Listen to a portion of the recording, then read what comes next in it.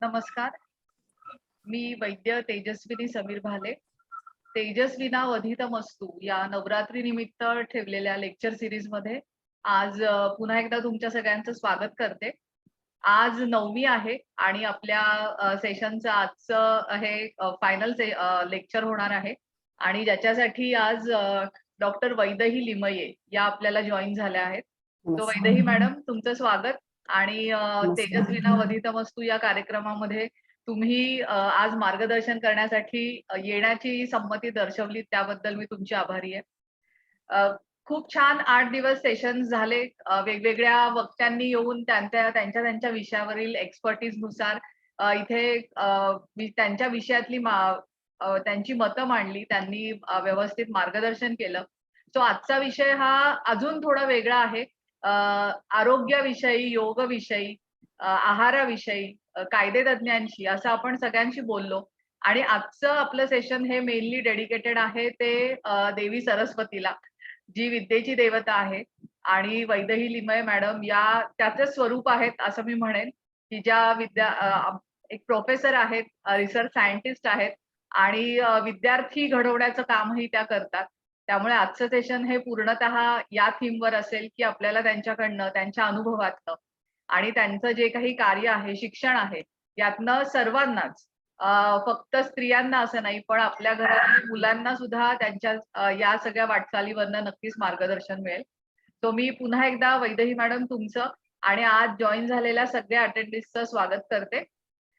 रोजच्या प्रमाणे आपण आपल्या कार्यक्रमाची सुरुवात आधी देवीची प्रार्थना करून करूया. नमस्ते शारदे देवी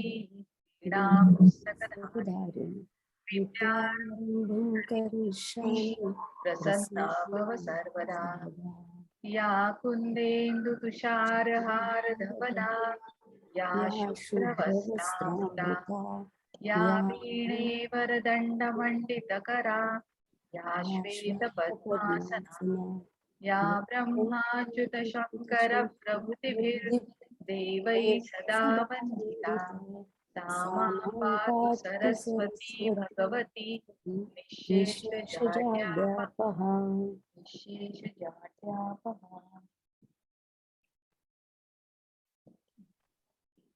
तो खूप खूप स्वागत आणि आजच्या कार्यक्रमाची आपण सुरुवात करूया.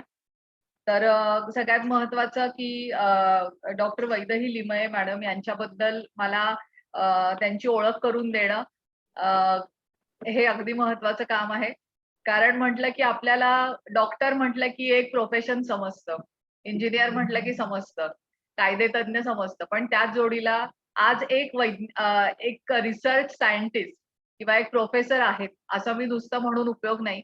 कारण त्यांनी कुठल्या क्षेत्रामध्ये आणि कुठे जाऊन कुठल्या युनिव्हर्सिटीजमध्ये त्यांचं कार्य घडवलंय किंवा केलेलं आहे याबद्दल मला सांगायला खूप आवडेल आणि ते सांगणं म्हणजे त्यांची ओळख करून देणं. तो सगळ्यात महत्वाचं म्हणजे डॉक्टर लिमये मॅडमनी बायोकेमिस्ट्री या विषयातनं पीएचडी मिळवलेली आहे मुंबई विद्यापीठातनं आणि त्यानंतर त्यांनी सायन हॉस्पिटल, मुंबईचं सायन हॉस्पिटल व बीआरसी इथे त्यांचे रिसर्च प्रोजेक्ट झालेले आहेत. त्याचबरोबर मुंबई विद्यापीठाच्या रुईया कॉलेज, केळकर कॉलेज इथे त्यांनी एमएससीच्या विद्यार्थ्यांना बायोकेमिस्ट्री, फूड सायन्स, बायोटेक्निकल आणि bio organic chemistry, clinical research, biotechnology, medical microbiology या विषयांसाठी तसंच institute of chemical technology Matunga इथे त्यांनी एमफार्म आणि पीएचडीच्या विद्यार्थ्यांना फार्मॅकोलॉजी आणि क्लिनिकल रिसर्च तसेच फार्मास्युटिकल बायोटेक्नॉलॉजी या विषयांवरती त्यांनी व्याख्यानं दिलेली आहेत. तिथे त्यांचा कार्यकाल हा जवळपास 15 वर्षापेक्षा जास्तीचा होता. त्यानंतर खूप छान त्यांची संधी त्यांना मिळाली म्हणून आजच्या आपल्या लेक्चरचं टायटल सुद्धा आहे की grab your opportunity and create your on world. तो त्यांनी जे स्वतःला त्यांना एक छान संधी मिळाली की जर्मनीतील हॅनोव्हर युनिव्हर्सिटी मध्ये त्यांना जाण्यासाठी त्यांची संधी चालून आली 2015 साली आणि त्या हॅनोव्हर युनिव्हर्सिटीमध्ये मेडिकल इन्फॉर्मेशन टेक्नॉलॉजी या विभागात क्लिनिकल रिसर्च सायंटिस्ट आणि प्रोफेसर म्हणून त्या कार्यरत आहेत. मॅडमचं 5 वर्ष पेक्षा जास्त काळ तिथे त्यांनी घालवलाय आणि नक्कीच तिथले अनुभव त्या आज आपल्याबरोबर शेअर करतील, की हॅनोव्हर युनिव्हर्सिटीमध्ये त्यांचं कार्य कसं झालं. त्याचप्रमाणे बरेच नॅशनल आणि इंटरनॅशनल जर्नल्समध्ये त्यांचे रिसर्च पेपर्स हे पब्लिश झालेले आहेत. सगळ्यात अजून छान भाग सांगायचा म्हणजे की त्यांना मराठी साहित्य आणि संगीताची खूप आवड आहे आणि जसं या रिसर्च सायंटिस्ट आहेत, प्रोफेसर आहेत, त्या जोडीला त्या एक लेखिका सुद्धा आहेत. आज आपण त्याच्याबद्दलही जाणून घेणार आहोत, की त्यांनी कुठली-कुठली पुस्तकं लिहिलेली आहेत आणि त्यांचा तो प्रवासही कसा झाला. खूपच अष्टपैलू व्यक्तिमत्व आणि अतिशय उच्च विद्या विभूषित असं आज आपल्याला अ, अ, आपल्या या स्पीकर आज आपल्याला लाभलेले आहेत. त्यामुळे मला आजचं सेशन तर खूप स्पेशल वाटतंय कारण विद्यार्जन हे जे मी रोज आपण सगळेजण म्हणतोय, की कधीही थांबत नाही आणि खरंच असा गुरु मिळणंही खूप गरजेचं असतं. आज आपल्याला वैदेही लिमये मॅडमकडनं आज त्यांचा ही सगळी वाटचाल त्यांनी केलेली कार्य याबद्दल नक्कीच आपल्याला जाणून घ्यायला आणि माहिती मिळायला आज आपल्याला खूप छान त्यांच्याकडनं काय म्हणूया मेवा मिळणार आहे, की नवरात्रीचं हे सेशन अतिशय स्पेशल होणार आहे. मॅडम मी तुमचं स्वागत करते पुन्हा एकदा आणि अगदी आजच्या सेशनची सुरुवात तुमच्या या डिटेलमध्ये मी केलेल्या ओळखीने सगळ्यांना समजलं असेल, की आपण आज कोणाशी बोलणार आहोत किंवा कोणाशी आपला आज संवाद होणार आहे. अगदी मी पहिला प्रश्न असा विचारेन, की जसं तुम्ही पी-एच-डी केलं आहे बायोकेमिस्ट्रीमधनं आणि तुमचं मेनली सायन्स म्हणजे सायन्स बॅकग्राऊंड आणि बायोकेमिस्ट्री हे तुमचे विषय आहेत. तुम्हाला हे शिक्षण घेण्याची किंवा ही पी-एच-डी करण्याची प्रेरणा कशामुळे मिळाली आणि तुम्ही हे तुमचं शिक्षण सुरू केलं? नमस्कार. इथे ऑनलाईन जोडल्या गेलेल्या सगळ्यांना माझे मनापासून नमस्कार. माझ्या को-गाईड डॉक्टर पाठक या सुद्धा इथे आहेत, त्यांनाही मी वंदन करते. माझे वडील आहेत त्यांनाही वंदन करते.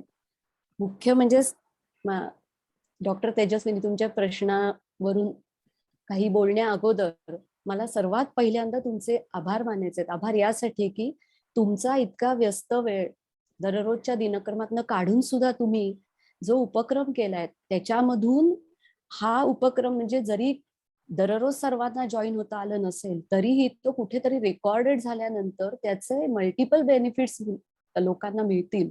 आणि कारण मी वेगवेगळ्या विषयांवरचे जे तुमचं बघितलं त्याच्यावरून मला असं लक्षात आलं की तुम्ही जे दिलेलं याला शीर्षक आहे तेजस्विनावधितमस्तु, ते तर सुंदर आहेच. त्याच्यातला जो एक शांतीपाठ आहे हा कृष्ण यजुर्वेदामधला आपल्याला सगळ्यांना माहिती असेल की गुरु शिष्य परंपरा ही आपल्या सनातन आर्य धर्म संस्कृतीने जगाला दिलेली एक सुंदर देणगी आहे आणि त्याच्यामध्ये गुरु आणि शिष्य दोघेही शारदेचे उपासक आहेत. आणि त्याच्यामुळे त्या प्रार्थनेमध्ये जेव्हा आपण म्हणतो सहनावतु सहनो भुनक्तु सहवीर्यम करवावही तेजस्विनावधितमस्तु मा विद्विषावही, ती प्रार्थनेमधून इतका सुरेख आणि व्यापक विचार आहे की गुरु ही स्वतःला कधीही मी पूर्ण ज्ञानी झालो असं समजत नाहीये. म्हणजे तिथे ज्या क्षणी तुम्हाला असं वाटतं की आपल्याला सगळं कळलंय त्या क्षणी तुमचं ज्ञानार्जनाचं दालन बंद होत असतं आणि खरा गुरु हा ते ज्ञान मिळवत असतो, अर्जन करत असतो आणि आपल्या शिष्यापर्यंत समर्थपणे पोचवत असतो. तर या प्रार्थनेमध्ये जसं म्हटलं गेलेलं आहे की तेजस्विनावधितमस्तु, की आमची जी बुद्धी आहे ती त्याचं तेज सगळीकडे. तर मला नेहमी या श्लोकावरून अशी एक आठवण झाली की आपण जेव्हा परमेश्वर या चराचराचा जो नियंता आहे त्याला आपण जर सच्चिदानंद स्वरूप आहे असं आपल्या शास्त्रांनी सांगितलेलं आहे, आचार्यांनी अनुभवातून जाणलेलं आहे, तर त्या परमेश्वराची जी क्रियाशक्ती आहे तीच मुळी प्रकृती आहे आणि तिचा जागर आपण या नवरात्रात करत असतो. आणि ती क्रियेला म्हणजे ज्ञानाला कर्माची जोड, योग्य पद्धतीने मिळवलेलं ज्ञान ते जर सत्कर्मासाठी वापरलं गेलं तर त्याच्यातून जे उन्नयन होतं व्यक्तीचं, व्यक्तीमुळे कुटुंबाचं, त्यातून समाजाचं आणि त्यातून आपलं चरित्र घडतं, राष्ट्र घडतं. हा अतिशय व्यापक विचार यामध्ये आहे आणि तुमच्या नावामध्ये सुद्धा जी तेजस्ता आहे, तेजस्विनी, हे खरोखर म्हणजे मी अगदी खुल्या मनाने इथे म्हणते की तुम्ही तुमच्या नावाचा अर्थ करताय. ज्या जितक्या प्रमाणामध्ये मी तुम्हाला ओळखतेय आणि त्यासाठी मला इथे संधी दिलीत. मी काही फार मोठी व्यक्ती अजिबात नाही, पण मला इथे तुम्ही जी संधी दिलीत त्यासाठी सर्वात प्रथम तुमचे मी खूप आभार मानते. आता आपल्या प्रश्नाकडे वळूया, की मला विज्ञान विषयाची आवड होती शाळेपासून, पण मला ही पीएचडी करण्याची प्रेरणा, तर मी असं म्हणेन की पीएचडी करणारे किंवा विज्ञान शाखेतनं डॉक्टर होणं, इंजिनियर होणं, डॉक्टरेट होणं असे बरेच जण आहेत, खूप जण आहेत. पण माझ्यासाठी तो प्रवास म्हणजे त्याची जी प्रेरणा आहे ती एका वाक्यात सांगायचं तर मला जे वातावरण लहानपणापासून मिळालं त्याच्यामध्ये मला गुरु लाभले आणि गुरूंच्या शब्दावरचा विश्वास आणि त्यातून मला माझ्यामधल्या क्षमतांची झालेली जाणीव आणि मग मात्र नेटाने केलेले प्रयत्न हे कुठेतरी मला त्या विज्ञानाच्या विश्वामध्ये एक संशोधक म्हणून माझं अस्तित्व देऊन गेले असं मला वाटतं. म्हणजे थोडी बॅकग्राऊंड मी सांगते की आमच्या घरी लहानपणापासून मी बघत आले की माझे आई वडील दोघंही गुरुचा अनुग्रह घेतलेले होते. आता हे गुरु म्हणजे श्री श्री ठाकूर अनुकूलचंद्र बंगाली संत, फार थोर संत होऊन गेले. महाराष्ट्रामध्ये कदाचित इतके ते माहिती नसतील, पण सांगण्याचा हेतू हा आहे की लहानपणीच आमच्या घरामध्ये म्हणजे भजन असायचं, त्यानिमित्ताने लोक एकत्र यायची, मग प्रभात फेऱ्या व्हायच्या. दर शुक्रवारी भजनानंतर आई अनेक लोकांना म्हणजे प्रसादाचं जेवण करून, आणि ते भजनामध्ये आम्हाला कधी असं वाटलं नाही तिथनं उठून जावं, म्हणजे ते न कळतं वय होतं.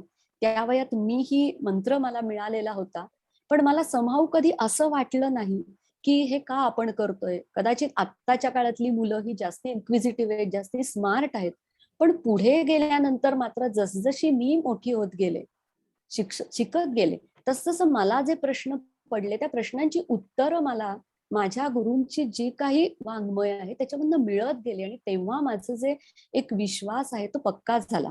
आता माझ्या गुरूंना मी काही पाहिलेलं नाही, पण त्यांनी एक आचार्य परंपरा दिली जी आपल्या संस्कृतीमध्ये आपण बघतो, आणि त्या आचार्यांच्याकडून मला ही मंत्र मिळाला आणि त्यांच्याकडे मार्गदर्शन घ्यावं अशी माझी इच्छा होती. म्हणजे माझ्या आईची इच्छा होती की मी डॉक्टर व्हावं, ही साधारण 12वीच्या दरम्यान. पण मला असं वाटलं की नाही, आपण त्यांना विचारावं. आणि मला कुठेही आम्हाला कुठलीही जबरदस्ती नव्हती. त्यांना विचारल्यानंतर त्यांनी 2च प्रश्न मला विचारले. पहिला म्हणजे तुला केमिस्ट्री आवडतं का? आणि दुसरा म्हणजे तू मेरी क्युरीचं चरित्र वाचलंयस का? बरं. तर त्या 2 प्रश्नांमध्ये पहिला तर मला खूपच आश्चर्य वाटलं, कारण मला तो विषय प्रचंड आवडत होता. सुद्धा एकीकडे माझं लॉजिकल माइंड, केमिस्ट्री हा पॉप्युलर विषय आहे, म्हणजे ह्याच्यामध्ये त्यांचं काही अशी वेगळेपणा काय विचारलं त्यांनी आपल्याला. त्याच्यानंतर त्यांनी तू बीएससी हो केमिस्ट्री घेऊन बायोकेमिस्ट्री तू एमएससी कर आणि पीएचडी करायचं तुला ह्युमन जेनेटिक्स मध्ये. आता हे ऐकल्यानंतर मला साहजिकच अतिशय आनंद झाला, कारण मला माझी आवडतं काहीतरी मिळालं होतं. बीएससीचा प्रवास सुरू झाला. आता इथे मला एक मोठा धक्का बसलेला आहे. तो धक्का असा होता की बीएससी ला ज्या वेळेला माझा फायनल बीएससीचा रिझल्ट लागला ना, त्यावेळेला मला चक्क नापास रिझल्ट आला होता. आता नापास आल्यानंतर माझ्या ते टीचर म्हणजे त्यांनाही माहिती होतं की हिची केमिस्ट्री चांगली आहे, तर त्याही अवाक झाल्या आणि मी रडायलाच लागली तिथे. त्या मला जवळ घेऊन म्हणल्या की पण बघूया काहीतरी प्रॉब्लेम आहे. बघितलं तर मला एका पेपरमध्ये ऍब्सेंट डिक्लेअर केलं होतं. आता तिथून माझी अशी एक प्रवास सुरू झालाय की माझं एक मन मला सांगतं की ज्या अर्थी माझ्या गुरूंनी मला हे सांगितलेलं आहे ते आशीर्वाद स्वरूप आहे, तर ते मला करायचंय. म्हणजे कम व्हॉट मे मी ते करणार. पण हे जे आलेलं आहे ह्याला ओव्हरकम कसं करायचं. मग मी असे प्रयत्न आम्ही केले की त्याच्यासाठी पहिल्यांदा मी परीक्षेला बसलेले होते ह्याचे पुरावे म्हणून मला ते दाखवावे लागले. पण त्या दरम्यान म्हणजे मी पीएचडी करत असताना डॉक्टर श्रीराम भातखंडे म्हणून मुंबई विद्यापीठाचे डेप्युटी रजिस्ट्रार होते. अतिशय सुविद्य आणि अत्यंत नम्र मनुष्य. आज ते हयात नाहीत, पण त्यांच्याकडे आम्ही दर आठवड्यातून एकदा भगवद्गीता शिकायला जायचो. तेव्हा मी सेकंड इयर बीएससी ला असेल आणि अतिशय मी ती एन्जॉय केली आणि मला फार म्हणजे फार त्याचा फायदा झाला. तो असा झाला की त्याच्यामध्ये अनेक अशी सूत्र मला मिळत गेली ज्याच्यातून माझं आत्मबल वाढलं. शिवाय एकीकडे माझ्या आईनी आणि बंगाली भाषेचा अभ्यास करायला सुरुवात केली होती, कारण माझे गुरु बंगाली होते. आणि त्यांची जे वाङ्मय होतं त्या सगळ्या वाङ्मयाचं भाषांतर मराठीतनं करावं असं आमच्या आचार्यांनी माझ्या आईला सांगितलं होतं. बरं, माझ्या गुरूंकडे येणारे जे शिष्य होते ते म्हणजे सी.व्ही. रमणचा अत्यंत नावाजलेला स्टुडंट डॉक्टर कृष्णप्रसन्न भट्टाचार्य, त्याच्यानंतर कुणी फॉरिनर यायचे, कुणी म्हणजे वेगवेगळ्या क्षेत्रातली माणसं त्यांच्याकडे येऊन गेली. हे साधारण 1930च्या दशकातलं झालेलं आहे. आणि त्यांनी त्यांना धर्म, अर्थ, राजकारण, समाजकारण, न्यायव्यवस्था, जेनेटिक्स, फिजिक्स, केमिस्ट्री, त्याच्यानंतर विवाह असे अनेक विषयांवर खूप उलट-सुलट प्रश्न विचारले. पण त्या प्रश्नांची जी दिलेली उत्तर आहेत, माझी आई जेव्हा ती भाषांतर करत होती, माझ्या कानावर पडायचं ते. म्हणजे मी त्याच्यात खूप ऍक्टिव्हली इन्व्हॉल्व नव्हते. पण मला असं वाटायला लागलं, की अरे हे काय आहे? म्हणजे हे काहीतरी अद्भुत आहे. आणि त्याच्यामुळे माझा जो विश्वास आहे ना, तो पक्का झाला. म्हणजे इथे कुठे अंधश्रद्धा नव्हती किंवा कुठूनही बुवाबाजी नव्हती. माणसं गोळा करण्यासाठी स्वतःला गुरु म्हणून सिद्ध करणं ह्यातलं काहीच नव्हतं. एक म्हणजे ज्याला आपण म्हणतो की अखंड ज्ञानाचा एक स्रोत आणि जीवनाचा सर्वांगीण विकास होण्यासाठी काय काय केलं पाहिजे इतक्या सोप्या भाषेत सांगितलेलं होतं. त्याचा माझ्या मनावर एक परिणाम झाला. आणि ज्या वेळेला ह्या पेपरचा इश्यू आला नापासचा, त्यावेळेला असं घडलं की हे डॉक्टर भातखंडे युनिव्हर्सिटीत असल्यामुळे त्यांची आम्हाला मदत झाली. म्हणजे ते आम्हाला वेळोवेळी चेक करायचे की हिचा पेपर जो मिसप्लेस झालेला आहे तो कुठे गेलाय. शेवटी असं कळलं की 2 वर्षापूर्वीच्या गठ्ठ्यामध्ये तो पेपर होता आणि मला ती स्पेशल परमिशन दिली गेली की तुम्ही येऊन बघा. तो पेपर तिथे मिळाला. मग तो पेपर सील करून परीक्षकाकडे पाठवण्यात आला. त्यावेळेला मला आठवतंय की मी शिक्षण मंत्र्यांपर्यंत पोहोचलेले होते. मी अतिशय म्हणजे एक प्रकारच्या शाय, अजिबात कुठेही फार म्हणजे ज्याला आपण म्हणतो की अग्रेसिव्ह नाही किंवा मी टॉप 10 मधली वगैरे अजिबात नव्हते.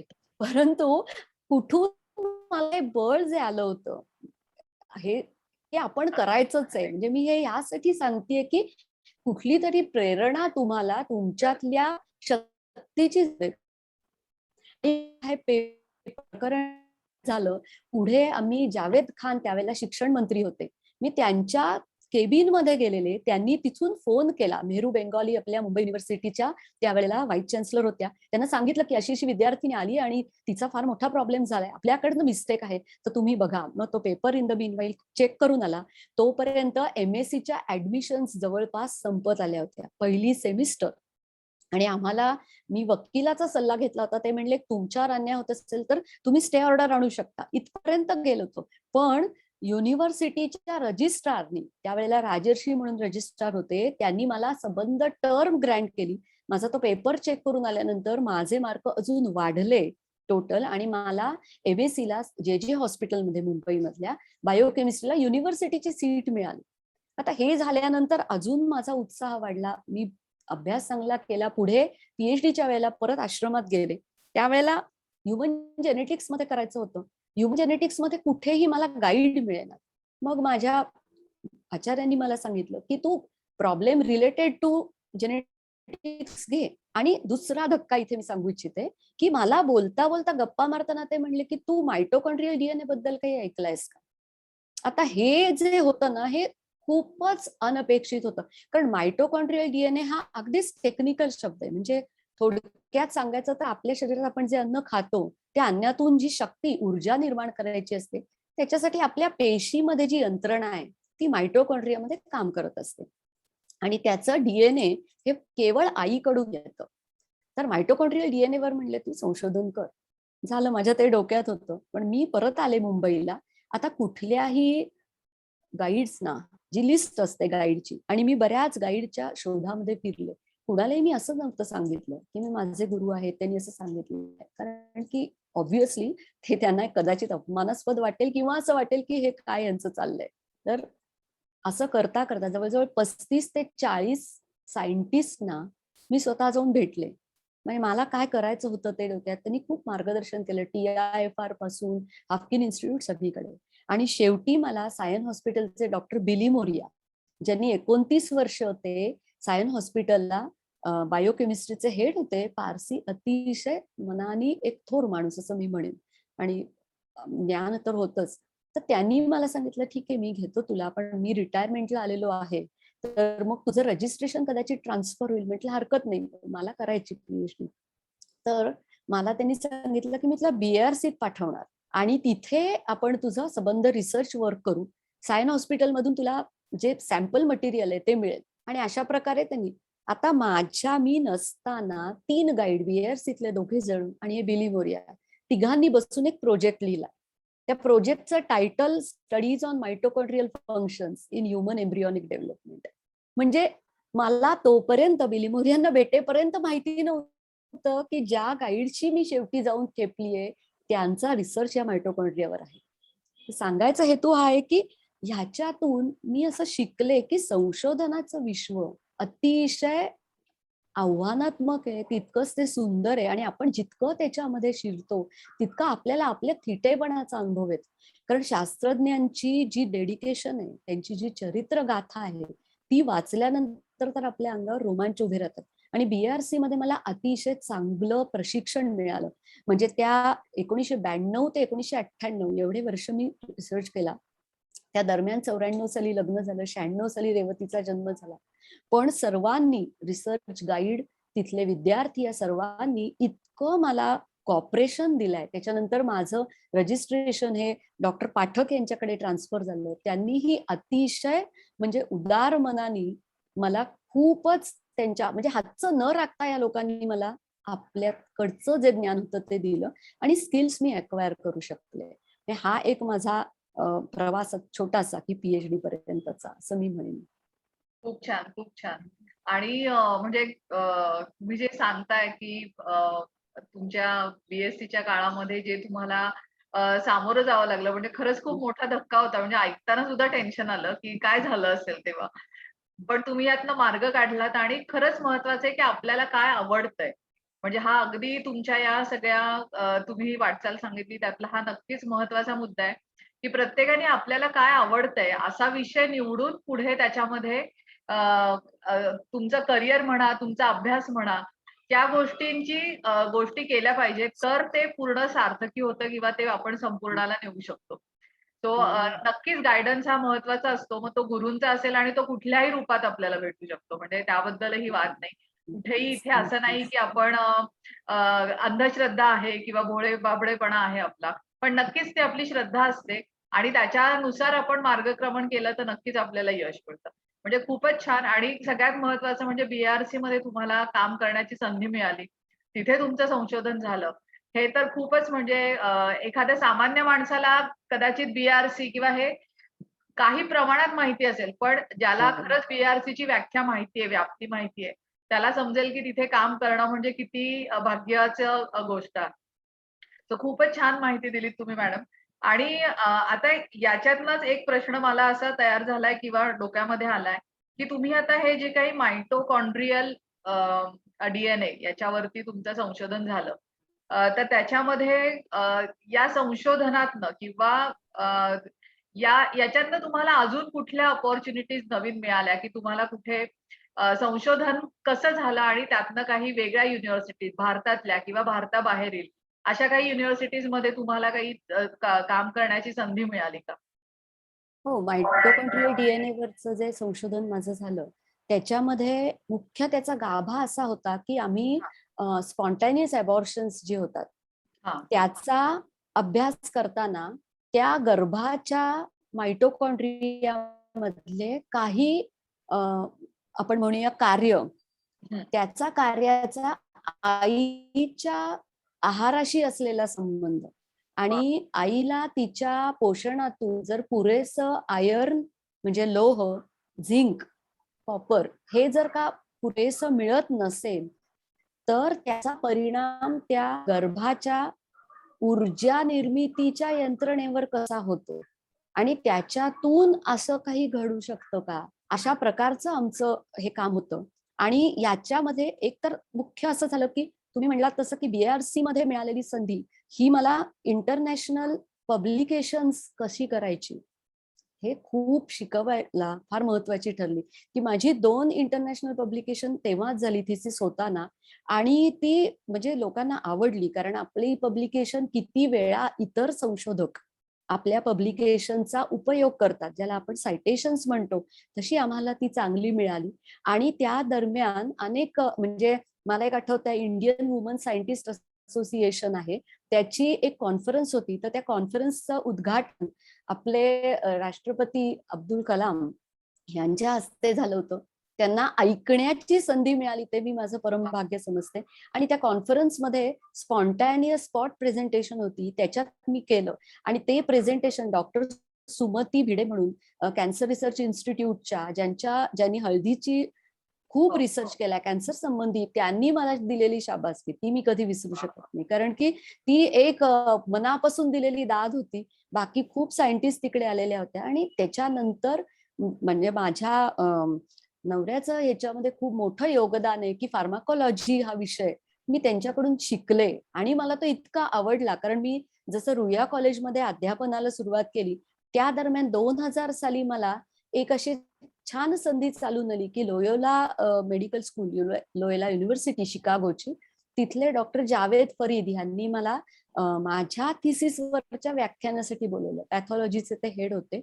आणि ती ही संधी फार म्हणजे मला खूप उपयोग झाला. माझा भाऊ तिथे असल्यामुळे मी तिथे सहजपणे जाऊ शकले. तो मिशिगन स्टेट युनिव्हर्सिटीमध्ये त्यावेळेला मास्टर्स करत होता आणि तोच आम्हाला, मी आई आणि रेवतीला घेऊन गेले ते. तर तोच आम्हाला तिथे शिकागोला घेऊन गेला.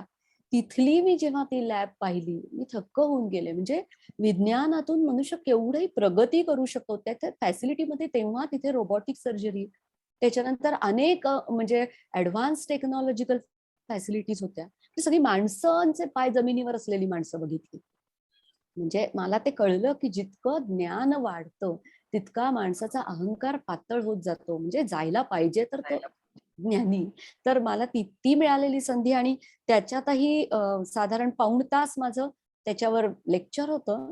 आणि तिथे अमेरिकन ते सगळे सायंटिस्ट आले होते, हे प्रोफेसर होते. आणि त्यांना ते आवडलं. म्हणजे ते झाल्यानंतर ते म्हणले की एवढं क्लॅरिटी असलेलं प्रेझेंटेशन आम्ही खूप काळाने ऐकलं. अर्थात म्हणजे हा त्यांच्या मनाचा मोठेपणा आहे की जेव्हा ते तुम्हाला एनकरेज करतात. पण सांगण्याचा हेतू हा की ह्याच्यामध्ये ते प्रेझेंटेशन मी करू शकले, ह्याच्यामध्ये माझे सगळे मार्गदर्शक, माझे गाईड, डॉक्टर बेली मोरिया, डॉक्टर पाठक, BARCचे डॉक्टर नायर, डॉक्टर सातव, या सगळ्यांचं श्रेय ते त्यांचं आहे. कारण मी त्यावेळेला एक विद्यार्थिनी म्हणून तिथे प्रेझेंट केलंय. जरी डिग्री होल्डर असलो तरी आपण त्याच्यामध्ये मॅच्युअर व्हायला खूप काळ जावा लागतो. तर ती एक मला संधी छान मिळाली. आणि त्यावेळेला त्यांनी मला पोस्ट डॉक्टरेट फेलोशिप देऊ करत होते. फक्त तेव्हा असं झालं की माझी मुलगी लहान होती आणि त्यावेळेला मी असा निर्णय घेतला की नाही, म्हणजे तिला सोडून मी पोस्ट डॉक्टरेट करण्यामध्ये मला काही तितका रस नव्हता. आणि त्याच्यामुळे मग मी परत आले. पण चांगलं असं झालं की मला कळलं की तिथे रिसर्च कसा करतात, तिथे त्यांची अपेक्षा काय असते. ह्या अशा पद्धतीने म्हणजे मी असं नेहमी म्हणते की आपण जिथे जिथे जातो, ज्या ज्या व्यक्तींना भेटतो, तर त्यांच्यामधून चांगलं वेचता यायला पाहिजे. हा विचार मला उपनिषदांनी आणि गीतेने दिला. उपनिषदामध्ये आम्हाला असं सांगायचंय डॉक्टर भातखंडे की मधुकर वृत्ती तुम्ही जपा. मुंगा जसा कमळातला मध खातो, डास आहे तो चिखलात राहतो. तर जिथे जाल तिथे जे चांगलं आहे ते वेचा. आणि माझ्या गुरूंचं तेच म्हणणं होतं की तुम्ही चांगलं पाहत राहा, तर ऑटोमॅटिकली तुम्ही ते अक्वायर कराल. आणि त्याच्यामुळे मला ह्याही संधीचा खूप चांगला उपयोग झाला. वा वा वा, खूप खूप छान. आणि खरंच की तुम्हाला लोयोला युनिव्हर्सिटीचा तुम्ही जो आता उल्लेख केलात आणि तिथे तुम्हाला पोस्ट डॉक्टरेट मिळत आहे. म्हणजे खूपच अभिमानाची गोष्ट आहे.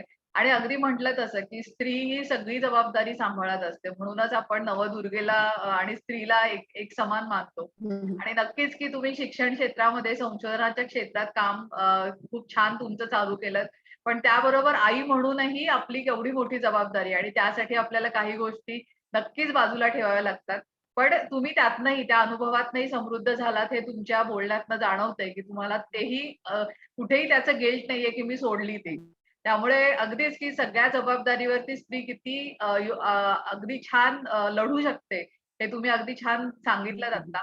सो मॅडम, आता तुम्ही हे जी काही डॉक्टरेट झाली किंवा हा विषय झाला, त्याच्याबद्दल थोडक्यात सांगाल का? कारण मला आता फारच उत्सुकता झाली आहे. नक्कीच मी तुमचे रिसर्च पेपर वाचणार, की काय काम झालंय. पण एक थोडक्यात आम्हाला, की जे तुम्ही सांगितलंत, की आता आईच्याच रक्तातून किंवा त्याच्यातनंच फक्त मायटोकॉन्ड्रियल DNA आणि ते आहारावरती निगडीत असतं असं.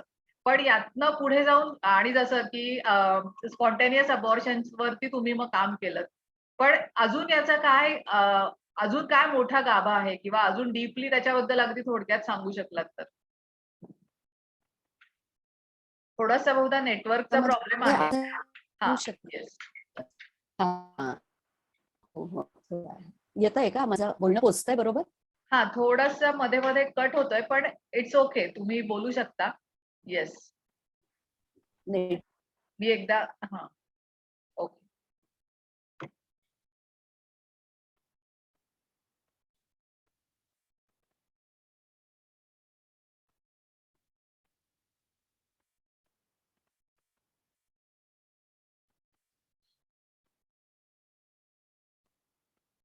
हां,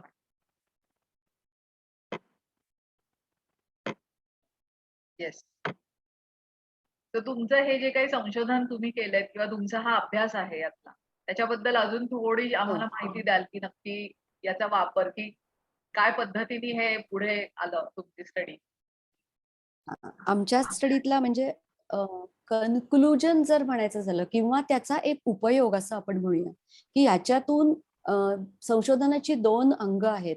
एक आहे ते मूलभूत स्तरावरचं आहे, की जिथे जो रिसर्चर आहे, संशोधक आहे, त्याला ती जी एक क्वेस्ट आहे, कुतूहल आहे.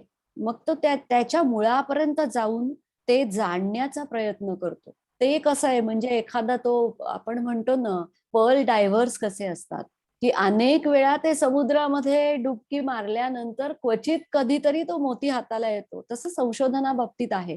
पण दुसरा एक भाग संशोधनाचा असा आहे, की त्याचा तुम्हाला समाजासाठी काय उपयोग करता येतो. अर्थात पी-एच-डी लेव्हलला केलेलं संशोधन काही एवढं मोठं व्यापक असत नाही. पण मी जे काही करू शकले, त्याच्यामधून आम्हाला हे निश्चित मांडता आलं, की प्रेग्नन्सीच्या सुरुवातीच्या काळापासूनच म्हणजे गर्भधारणा राहिल्यापासून पहिल्या 3 महिन्यामध्येच फोलिक ॲसिड देण्याची प्रॅक्टिस आहेच किंवा रक्ताच्या तपासण्या होतात आणि त्या संदर्भात आता आपल्याला माहिती आहे की काही जनुकीय आजार नाहीत ना यासाठी डाऊन सिंड्रोम किंवा अशा अनेक चाचण्या केल्या जातात. पण आयर्न आणि झिंक लेव्हल्स ज्याला आपण ट्रेस एलिमेंट्स म्हणतो, त्याचा जो काही म्हणजे रोल आहे, त्याचं जे कार्य आहे, ते तितकंसं बघितलं जात नाही. त्याच्यामुळे इथे झिंक आणि आयर्नच्या लेव्हल्स सुद्धा मेंटेन करणं हे अतिशय महत्वाचं आहे आणि ह्याचं संपर्क म्हणजे कनेक्शन अशा पद्धतीने येतं, की असं आम्ही काही दावा नाही करणार आहे, की स्पॉन्टेनियस अबॉर्शनचं ते कॉज नाही म्हणू शकत आपण. स्पॉन्टेनियस अबॉर्शनचं कारणं अनेक आहेत आणि ती खूप गुंतागुंतीची आहेत. पण कोणती परिस्थिती ही त्या स्पॉन्टेनियस अबॉर्शनच्या घटनेला जास्ती प्रबळ करते, तर त्याच्यामध्ये हे येतं म्हणजे आईचं न्यूट्रिशन, मातेचा जो आहार आहे तिचा आणि तिच्या गर्भामध्ये वाढणारं जे काही बाळ आहे, त्यांचं जे काही नातं म्हणतो आपण नाळेच्या द्वारे आहे, तसं ते न्यूट्रियंट्स जेव्हा जातात आणि त्याच्या मायटोकॉन्ड्रियावर त्याचा हे मायटोकॉन्ड्रिया जे आहेत, ते जेव्हा अन्नातले ऊर्जा निर्माण करत असतात, तेव्हा ते अनेक प्रोटीन्सच्या मदतीने हे काम करतात. आणि ती एक मोठी पाथवे म्हणजे आपण असं म्हणूया की ती फॅक्टरी आहे. त्या फॅक्टरी हाऊसमध्ये पचलेलं अन्न येत आहे आणि त्याच्यावर काम केलं जात आहे. त्याच्यातली शक्ती जाळून वाया न घालवता ती रासायनिक ऊर्जेच्या रूपामध्ये शरीर साठवत आहे, ज्याला आपण म्हणतो की चलन आहे आपल्या शरीराचं ते एटीपी नावाचं केमिकल मॉलिक्यूल आहे. तर ह्या निर्मितीमध्ये तिथे जी विकर किंवा जे प्रथिनं मदत करतात, त्या प्रथिनांना आयर्न आणि झिंक लागत असतं त्यांच्या कार्याकरता. तर जेव्हा आयर्न आणि झिंकची आईच्या रक्तातली पातळी अपेक्षेपेक्षा खाली असेल, त्यावेळेला साहजिकच ही ऊर्जा जनरेशनची जी यंत्रणा आहे, ही नीट काम करू शकत नाही आणि त्याच्यामुळे गर्भाच्या वाढीवर पण परिणाम होतो.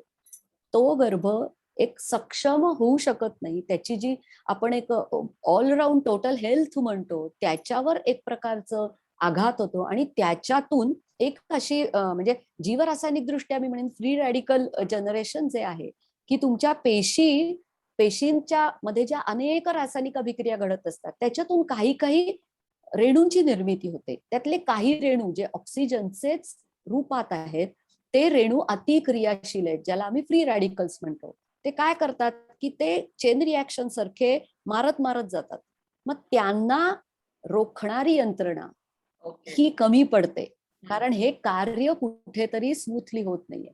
आणि त्याच्यामुळे आम्ही तो एक हायपोथेसिस एका कॉन्फरन्समध्ये मांडला होता की आयर्न आणि झिंक आईच्या रक्तात, त्याचा गर्भाच्या मायटोकॉन्ड्रियाच्या कार्यावर होणारा परिणाम, आणि त्याच्यातून जर का ते मेळ नसेल तर त्याच्यातून होणारं डॅमेज म्हणजे ऑक्सिडेटिव्ह डॅमेज ज्याला म्हणतो, मग त्याच्यातून त्या पेशींचं नाश पावणं आणि मग तो गर्भ हा स्पॉन्टॅनियसली अबॉर्ट होणं असं होऊ शकतं. तर या कॉन्फरन्सलाही आमच्या म्हणजे एक फार्मा रिलेटेड कॉन्फरन्स होती, त्या पेपरलाही खूप चांगला प्रतिसाद मिळाला. मी म्हटलं तसं की कुठल्याही पीएचडी मधून आपण असा दावा नाही करू शकत, कारण असं जर संशोधन करायचं तर त्याला अजून खूप पुढे न्यावं लागतं. आणि डीएनएचं कनेक्शनचं मी इतपत काम करू शकले की आईचं जे डीएनए आहे, म्हणजे आपल्या शरीरात जे मायटोकॉन्ड्रियल डीएनए आहे ना, ते एकमेव असे जे आपण आईकडून इनहेरिट करतो. याचा अर्थ काय की तिथे वडिलांच्या जीनचा सहभाग नाही. आणि म्हणून तुमची जी ती त्याच्यावर त्या डीएनए वर जर काही उलट सुलट लिहिलेलं आहे, जो कोड आहे, त्याच्यावर बरेच आजारांची आपल्याला कल्पना येऊ शकते. तर पुढची एक त्याची ती लेव्हल आहे. त्यामुळे आम्ही त्याचं एक फिंगर प्रिंटिंग टाईप केलेलं होतं त्या संशोधनात. खूप छान. म्हणजे हे संशोधनातनं ही सिद्ध झालेलं आहे आणि आपण आता बघतो की गर्भिणीचा आहार हा किती महत्वाचा असतो. आपल्याला 2 दिवसापूर्वी एक आयुर्वेद स्त्रीरोग तज्ञही येऊन आपल्याला मार्गदर्शन करून गेले आणि त्यांनीही सांगितलं की किंवा मी स्वतः माझ्या प्रेग्नन्सी रिलेटेड पेशंटलाही हेच आहारावरती आम्हाला खूप मार्गदर्शन हा. करावं लागतं. आणि अगदी पूर्वापार चालत आलंय की हिरव्या पालेभाज्या खा आणि या जे लोहयुक्त अन्न आहे ते तुम्ही खाल्लं पाहिजे. म्हणजे पूर्वी हा रिसर्च नव्हता तरी आपल्या शास्त्राने लिहून ठेवलंय. आपले घरचे मोठे मंडळी आपल्याला हे सांगतात. आणि रिसर्च आता नवीन आधुनिक शास्त्रज्ञांनी पण हे सगळं प्रूव्ह केलंय. म्हणजे खरंच इतक्या पूर्वापार चालत आलेलं आपलं शास्त्र किती योग्य आहे याची परत एकदा पुन्हा खात्री पटते. तर खूप तुम्ही ही योग्य माहिती दिलीत.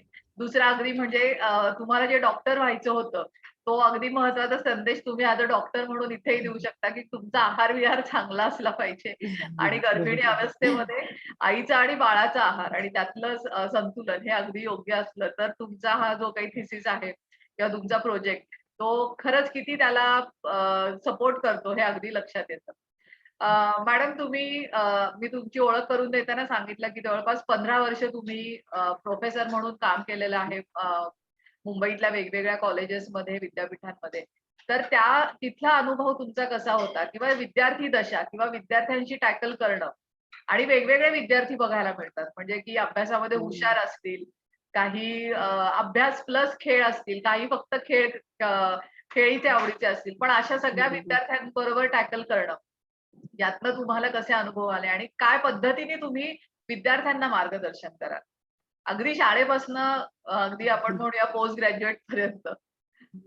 नाही, ह्याच्यात असं झालं की मला पहिली संधी ज्या कॉलेजमधनं मी बीएससी झाले, त्याच कॉलेजमध्ये मला पार्ट टाइम लेक्चररची पहिली संधी मिळाली ओके. बायोकेमिस्ट्रीमध्ये.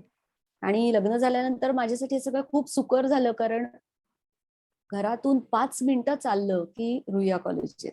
अच्छा. आणि त्याही वेळेला एक गंमत सांगते, म्हणजे मला ही दुसरी जाणीव की आपल्यातल्या पोटेन्शियलची जाणीव होणं, तो स्त्री असो पुरुष असो फार महत्वाचं आहे. महत्वाचं. मला कधीही असं वाटलं नव्हतं की मी कधीतरी डायसच्या या बाजूला उभी राहून शिकवीन.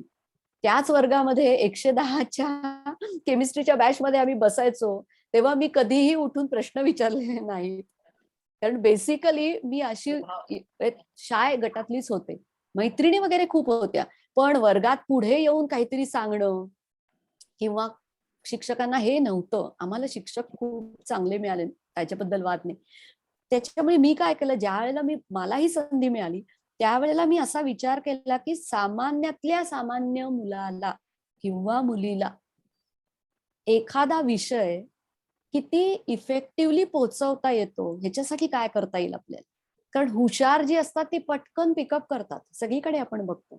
बरोबर. आणि विद्यार्थ्यांच्या पुढे जेव्हा मी उभी राहिले ना, तेव्हा मला जास्त शिकायला मिळालं. म्हणजे त्यांनी प्रेरणा तर दिलीच, पण त्याच्यातून माझं जे वाचन, प्रचंड वाचन करायला लागतं. साधं 1 तासाचं जरी तुम्हाला लेक्चर द्यायचं असेल, जे तुम्हाला मनासारखं व्हावं वाटतं, त्याच्यासाठी तुम्हाला भरपूर वाचन, नोट्स काढणं, ते प्रेझेंटेबल आहेत की नाही पाहणं, हे सगळं मी शिकत गेले. आणि माझ्या सासरीकडे ही शिक्षणाची परंपरा खूप असल्यामुळे मला तिथनं मार्गदर्शनही खूप मिळालं. आणि रुईयामध्ये ज्याला मी शिकवलं, मला एक इथे सांगावंसं वाटतं की विद्यार्थ्यांच्या मध्ये प्रचंड क्षमता असतात. त्यांना केवळ एखादी व्यक्ती आपलं ज्ञान किती हे दाखवणारी व्यक्ती समोर असेल तर त्यांना रस नाहीये. त्यांना ते तुमच्याशी कधी कनेक्ट होतात, ज्याला तुम्ही त्यांच्या मनात आधी शिरता. तर तिथेही मला माझ्या गुरूंचं वाक्य होतं की तुम्हाला जर शिक्षक व्हायचं असेल तर मी शिक्षक आहे हा अहंकार बाळगून तुम्ही क्लासरूम मध्ये जाऊ नका. म्हणजे तुम्ही तुम्हाला स्वतःलाही शिकण्यासाठी ओपन ठेवा. तुम्हाला जो विषय मांडायचा आहे त्याच्यात तुम्ही चोख असलंच पाहिजे. परंतु मला रुईयातल्या मुलांनी त्यावेळेला सुद्धा, म्हणजे 2000 मध्येच मी लगेच लागले होते रुईयामध्ये, असे काही क्वेश्चन्स विचारले ना की ज्याच्यामुळे मी आणखीन वाचत गेले. आणि मी एक ठरवलं होतं की मला जर एखाद्या प्रश्नाचं उत्तर आलं नाही तर मी ते कधी वेळ मारून देण्यासाठी काहीतरी सांगितलं नाही. मी त्या मुलांना सांगायचे की I will do a proper referencing and get back to you.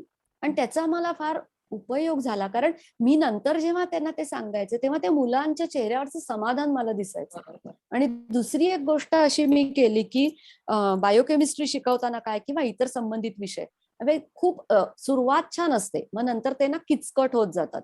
मग त्या पाथवेज असतात, काही काही पाथवेज म्हणजे 50-50 रिॲक्शनची एक पाथवे.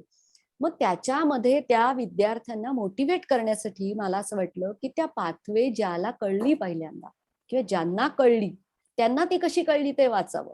म्हणून मग मी त्यांची चरित्र वाचली, ती छोट्या गोष्टी रूपात, म्हणजे जितकं त्या लेक्चरला रिलेव्हंट असेल असं मी त्यांना सांगायचे मुलांना. आणि ते मुलांना फार आवडायचं. मग माझ्या असं लक्षात आलं की अरे, म्हणजे याच्यात मी काहीच ग्रेट करत नव्हते, पण फक्त मी माझं मन आणि बुद्धी ही शक्य तितकी अनबायास ठेवली होती, की मला आधी ज्याच्यातनं किती चांगलं मिळवता येईल ते मिळवायचं आणि मग ते मुलांपुढे ठेवायचं. आणि त्याच्यामुळे म्हणजे माझी ती वर्ष तर खूपच सुंदर गेली. युडीसीटी मध्ये मला अनुभव मिळाला.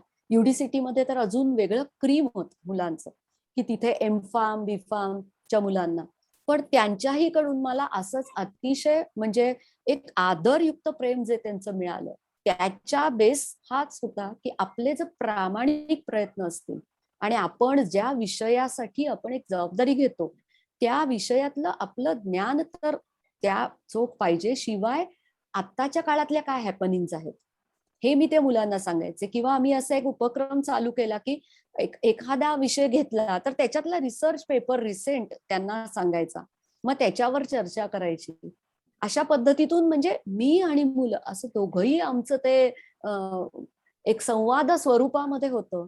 आणि म्हणून आज पण ती मुलं माझ्याशी संपर्कात आहेत. म्हणजे कित्येक मुलं परदेशात गेली, पोस्ट डॉक्टरेट त्यांनी केलेले, खूप मोठ्या मोठ्या पदावर आहेत.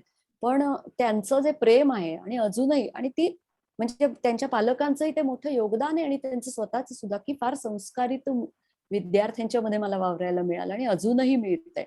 नंतर सुद्धा म्हणजे जर्मनीला सुद्धा तो एक वेगळा अनुभव होता. पण भारतातलं सांगायचं झालं तर केईएम हॉस्पिटलमध्ये मी शिकवलं. त्याच्यानंतर युडीसीटी मध्ये वझे केळकर कॉलेजमध्ये शिकवलं. काही ठिकाणी मी कोर्स डेव्हलप करण्याला मदत केली. पण ह्या सगळ्याकडे मी अशी बघते की ह्याच्यातून मला खूप शिकता आलं. अनेक लोकांच्या बरोबर बोलण्याची, भेटण्याची संधी मिळाली आणि त्याचा जास्तीत जास्त माझ्या परीने मी प्रयत्न केला की त्याच्यातनं मी कसं जास्तीत जास्त त्याच्यातनं उत्तम करू शकते असा मी प्रयत्न केला असं म्हणेन. अगदी अगदी छान. सो अगदी बरोबर आहे की शिक्षकांचं तुम्ही ज्या पद्धतीने शिकवताय आणि ती विद्यार्थ्यांना त्या भाषेत समजतंय आणि ते तुमच्याशी समरस होत आहेत, हे फार महत्वाचं आहे. कारण फक्त पुस्तकी ज्ञान असणं खरंच गरजेचं नसतं. ते योग्य पद्धतीने विद्यार्थ्यांपर्यंत पोहोचलं तर मग ते आयुष्यभर लक्षात राहतं. म्हणजे हो, लोक परीक्षार्थी होत नाहीत, मग ते विद्यार्थी होतात. ते विद्यार्थी होता अगदी बरोबर आहे. बरोबर. म्हणजे तुमची शिकवण्याची पद्धत ही खरंच खूपच छान आली आणि खरंच असे शिक्षक मिळणं फार गरजेचं असतं. तरच मग विद्यार्थी हा खरंच चांगला घडू शकतो. सो मॅडम तुम्ही आता जे सांगताय त्याच्यावरनं अगदी मला आता फार असं वाटायला लागलंय, की मी जे टायटल ठेवलं आजच्या टॉपिकचं ते फारच उत्तम ठेवलंय आणि अगदी सार्थक झालेलं आहे. कारण तुम्हाला इतक्या छान-छान म्हणजे मला आता बी-आर-सी झालं, तुम्हाला अमेरिकेमध्ये बोलावणं आलं तिथून, की आपले भारतातले बुद्धिमान लोकांना परदेशातनं बोलावणं येतं कारण तुमचं काम एवढं छान आहे. तुम्ही इथे विद्यार्थी घडवलेले आहेत. त्याचप्रमाणे तुम्हाला अगदी एक संधी तुम्ही आलेली ती म्हणजे तुम्हाला जर्मनीमध्ये जाण्याचा योग आला आणि हॅनोव्हर युनिव्हर्सिटीमध्ये तुम्ही काम केलंत. सो परदेशात राहून तिथे तुम्हाला काम करावं लागतं. तो तिथलेही अनुभव आम्हाला सांगा, की जर्मनीमध्ये राहणं इन जनरल सगळेच, की तिथले विद्यार्थी, कॉलेज, युनिव्हर्सिटी तुमचं वैयक्तिक याबद्दल तुम्ही 5 वर्ष तुम्ही तिथे जे होता त्याच्याबद्दल आम्हाला ऐकायला नक्की आवडेल. जर्मनीतली जी संधी आली अर्थातच त्याच्यामध्ये माझे मिस्टर आधी तिथे गेलेले होते. युनिव्हर्सिटी कोलॅबोरेशनच्या अंतर्गत त्यांनी जे काही काम केलं त्याच्यातनं ती सुसंधी आहे असं मी म्हणेन. त्याच्यानंतर आम्ही म्हणजे मी आणि माझी मुलगी तिथे गेलो.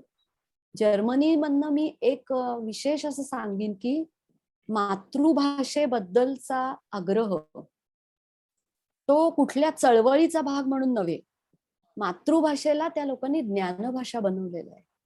आणि ते जाणवल्यानंतर म्हणजे हॅट्स ऑफ टू देम असं म्हणायला पाहिजे. कारण की त्यांनी नो डाऊट तिथली मुलं अमेरिकेला जाऊ इच्छितात तेव्हा ते इंग्लिश तर त्यांना येतच, परंतु त्यांनी संबंध म्हणजे विज्ञान, तंत्रज्ञान, साहित्य तर त्यांचं समृद्ध आहे, पण हे सगळं त्यांनी त्यांच्या भाषेतून खरोखर त्याला म्हणजे ज्ञानभाषा बनवली आहे. आणि मला जर्मन लोकांच्याकडून अशा दोन म्हणजे युनिव्हर्सिटीज आधी सांगते की हॅनोव्हर युनिव्हर्सिटी ची जेव्हा मी आपल्या इथल्या विद्यापीठांशी तुलना करते तेव्हा एक माझ्या प्रकर्षाने लक्षात आलं की तिथे कामाचं जे स्वरूप आहे ते खूपसं फ्लेक्सिबल आहे. पण तिथे असं अपेक्षित आहे की एखाद्या व्यक्ती ज्या वेळेला अगदी गेस्ट सायंटिस्ट जरी असेल किंवा कुठल्याही पदावर नियुक्त केलेली असेल तर तिला तिच्या कामाची जबाबदारीचं भान असलं पाहिजे. म्हणजे ती जी एक बौद्धिक मॅच्युरिटी आपण म्हणतो ना ती ते अपेक्षा करतात आणि त्याच्यामुळे ते स्वातंत्र्य दिलेलं आहे. त्याच्यामुळे मला असं कुठेही दिसलं नाही की त्या स्वातंत्र्याचा कुठेही दुरुपयोग कोणी करताना दिसत नाही. तिथे असं नाहीये की 9 ते 5 तुम्ही जा, कोणी तुमच्यावर वॉच ठेवताय असं काही नाही. पण ती लोक स्वतःहून येतात तिथे आणि काम करतात. अर्थात एक आहे की तिथे स्टुडंट्स आणि टीचर हा रेशो आणि आपल्या इथला जमीन अस्मानाचा फरक आहे. आपल्या शिक्षणाकडे, आपल्या संस्कृतीकडे, आपल्या जीवन पद्धतीकडे ती लोक खूप आदराने बघतात. मला कुणीही जर्मन असे दिसले नाही ज्यांनी त्याच्यावर क्रिटिसिझम केलं. इनफॅक्ट त्यांनी आमच्याकडून जाणून घ्यायचा प्रयत्न केला की तुमच्याकडे हे कसं आहे आणि तुम्ही हे कसं मॅनेज करता. कारण आपलं एक कॉलेज म्हणजे त्यांची एक युनिव्हर्सिटी असल्यासारखं आहे. पण हॅनोव्हर युनिव्हर्सिटीमध्ये माझा जो काही सहभाग होता तो इंटरनॅशनल स्टडी प्रोग्राम्स जे असतात मग तिथे समर स्कूल असतात तिथे होता. त्याच्यामुळे आम्ही इंग्लिश मधूनच शिकवत होतो. जर्मन काही मी इतकं उत्तम शिकले नाही की ज्याच्यातनं मी शिकवू शकेन. पण इंग्रजीमधून शिकवण्याची संधी मिळाली तरी मला जर्मन संस्कृती, त्यांचे विचार आणि इंटरनॅशनल म्हणजे समर प्रोग्राम मध्ये काय व्हायचं जर्मनी, नेदरलँड्स, इतर अनेक देशातून, आपल्या आशियाई देशांमधून अशा ठिकठिकाणाहून विद्यार्थी यायचे आणि मग त्या विद्यार्थ्यांच्या करता म्हणजे त्यांना एका पातळीवर आणण्यासाठी म्हणून त्या स्टडी प्रोग्राम मध्ये ना काही तास घातलेले असायचे. त्याच्यानंतर इंटरकल्चरल एक्सचेंज व्हायचा. म्हणजे आमचे जे प्रोफेसर तिथले प्रोफेसर गेरार्ड फोर्टवेंगेल यांच्याकडून मी खूप शिकले की ती व्यक्ती पुष्कळ वर्ष इंडस्ट्रीमध्ये फार मोठ्या पदावर काम केलेली आणि बऱ्याच उशिराने आपल्या वयाच्या ते शिक्षण क्षेत्रात शिरले. जवळजवळ 45व्या वर्षी त्यांनी पीएचडी केली. नर्स होते ते आधीचे. पण त्यांच्याही ठिकाणी मी ती विनम्रता जी पाहिली, ज्ञानामुळे येणारी जी विनम्रता, की कुठेही इन्सिस्टन्स नाही. तिथे एक फरक आहे, तिथे विद्यार्थ्यांना तुम्ही लेक्चर का अटेंड केलं नाही म्हणून विचारू शकत नाही. तर कुठलाही नियम नाही ज्याच्यामध्ये विद्यार्थ्यांना सांगू इथे आपल्याकडे वेगळं आहे. पण एक माझ्या असं लक्षात आलं की जर आपण प्रयत्न प्रामाणिक असले आपले आणि आपण जे काही देतोय ते मला उपयोगी पडणारे असे समज असलेली मुलं असली तर ती येतातच येतात. त्याच्यामुळे आम्हाला कधी असं झालं नाही की आम्ही गेलोय वर्गावर आणि कुणीच मुलं नाही येत असं सहसा झालं नाही. आणि तिथून मी जर्मनीमधून ॲज सच म्हणजे मी त्या लोकांच्याकडनं शिस्त, इतरांच्या खासगी आयुष्यामध्ये ढवळाढवळ कधीही न करणं, अशा बऱ्याच गोष्टी शिकले. कल्चरल धक्का होता आम्हाला, कारण की त्यांच्या सोशलायझेशन आणि आमचं खूप फरक आहे. पण त्याच्यामध्ये मला माझ्या पुस्तकांचं जे काही काम मिळालं त्यांनी मला खूप हात दिला. पण जर्मनीमध्ये मी लाइप्झिगला होते, त्याच्यानंतर ड्रेसडेनला होते आणि हॅनोव्हरला मी जाऊन येऊन काम करत होते. तिथलं एकंदर ट्रान्सपोर्ट व्यवस्था, एकंदर जी व्यवस्था आहे ना, संबंध, ती माणसाच्या सुरक्षेला सर्वात मोठं प्राधान्य देऊन गुंफलेली आहे. हा मला फरक जाणवला. आणि त्याच्यामुळे काय होतं, की अगदी म्हणजे किती किती वृद्ध लोक सुद्धा सहज एकटी त्या ट्राममध्ये जातायत, बसमध्ये चढू शकतात, ट्रेनमध्ये. तशा त्या यंत्रणा त्यांनी केलेल्या आहेत आणि त्यांनाही खूप आवडतं बरं का. पण आपण जर त्यांच्या भाषेतून त्यांच्याशी संवाद साधला तर ते तुमच्याशी खूप क्लोज येतात. हा एक मी फरक बघितला. अदरवाईज म्हणजे मी म्हणेन की जर्मनी विद्यार्थ्यांसाठी सुद्धा जरूर विचार करावा, कारण तिथे शिक्षण हे मोफत आहे. ज्याची जी राहण्याचा जो खर्च आहे किंवा ते आहेत, परंतु त्यांची पॉलिसी अशी आहे की health and education should be free for everyone. आणि त्याच्यासाठी मग त्याचा विनियोग म्हणजे येणारा टॅक्स कसा, हे सगळं त्यांनी एक गणित छान बसवलेलं आहे. आणि त्याच्यामुळे आपल्या विद्यार्थ्यांना सुद्धा त्याचा जरूर लाभ घेता येतो. अतिशय टॅलेंटेड प्रोफेसर्स मी बघितले. आणि म्हणजे मला आश्चर्य वाटलं की त्यांचे व्हाईस प्रेसिडेंट साधा शर्ट पॅन्ट घालून ते तुमच्या बरोबर बाजूला गेले आपल्याला कळणार नाही. म्हणजे कुठेही दिमाख नाहीये, कुठेही तो असा प्रोटोकॉल नाहीये, हार तुऱ्यांचं प्रकरण नाही. तिथे आम्ही कॉन्फरन्सही केल्या. पण गुणवत्तेला महत्व आणि एखादी व्यक्ती लायक आहे की नाही हे ओळखण्याचा चाणाक्षपणा त्या लोकांच्याकडे आहे. आणि बऱ्याच प्रमाणामध्ये ती नम्रताही आहे की ते तुम्हाला अप्रोचेबल आहेत. फक्त तिथले शिक्षक मुलांना तुम्हाला कळलं का हे विचारत नाही. मुलांना जर डाऊट असेल तर मुलं ईमेल करतात, अपॉइंटमेंट घेतात.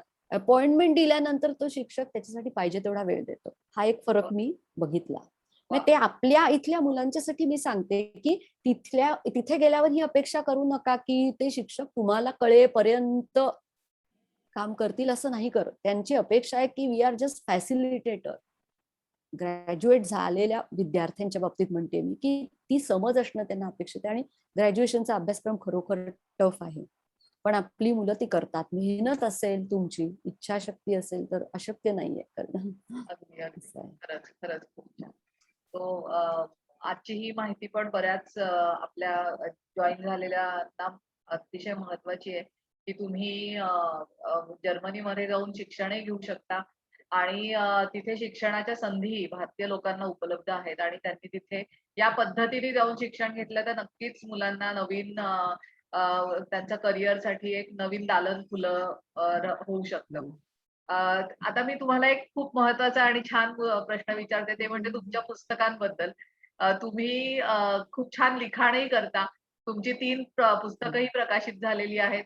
रक्त, व्हिटॅमिन्स आणि आता सध्या तुम्ही नवीनच जे आता पॅन्डेमिक नंतर प्रकाशित झालं ते म्हणजे सूक्ष्मजंतू. सो तुम्ही या पुस्तकांबद्दल किंवा तुमच्या या लिखाण प्रवासाबद्दल आम्हाला तुमच्या मार्गदर्शन करा, की एवढं सगळं सांभाळून म्हणजे संशोधन करून अ, परदेशात राहून घरातल्या सगळ्या जबाबदाऱ्या सांभाळून तुम्ही लेखणी ही कशी काय निवडलीत आणि कसे काय तिच्या बरोबर तुम्ही प्रवास करताय? त्याचाही एक म्हणजे माझा व्यक्तिगत अनुभव सांगते की आमच्या घरामध्ये माझ्या आईला प्रचंड वाचनाची आवड होती. ती लहानपणी आम्हाला सांगायची की वाचा. तितकं काही मी वाचलेलं नाही. म्हणजे मला खेळ, संगीत हे वातावरण जास्ती होतं. पण ती 2013 साली गेली. पण त्यावेळेला माझ्या मुलीसाठी, ती 12वीचा रिझल्ट यायचा होता मुलीचा. तिच्यासाठी तिने त्याच्या 1 वर्ष आधी मुसाफिर डॉक्टर अच्युत गोडबोले यांचं पुस्तक भेट हो, म्हणून ठेवून हो. गेली. ते पुस्तक वाचनात आलं. रेवती खूप वाचते, तिला प्रचंड आवडलं. मी अच्युत गोडबोले यांची किमयागार आणि ज्ञानोदय ही 2 पुस्तकं वाचली आणि त्याचा मला प्रचंड म्हणजे माझ्यावर प्रभाव तर पडलाच, पण मला त्याचा ऍज अ टीचर खूप उपयोग झाला. कारण त्याच्यामध्ये विज्ञानाच्या संकल्पना अतिशय रंजक पद्धतीने सोप्या भाषेत मांडल्या होत्या. आणि मी जेव्हा जेव्हा त्याच्या संबंधी काही विषयांशी मुलांना शिकवायचे, तर त्याला मी त्यांना रेकमेंड केली की ही पुस्तकं तुम्ही वाचलीच पाहिजेत.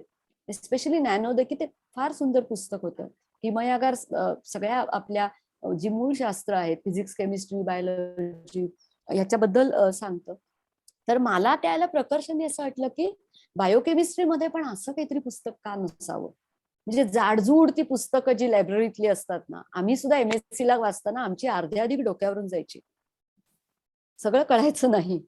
पण नंतर शिकवायला गेल्यानंतर मला ते कळलं, कारण मी त्याच्या त्यावेळेला माझी एक बरोबर. बुद्धीमध्ये एक आणि समज थोडीशी पक्व झाली होती असं आपण म्हणू शकतो. बरोबर.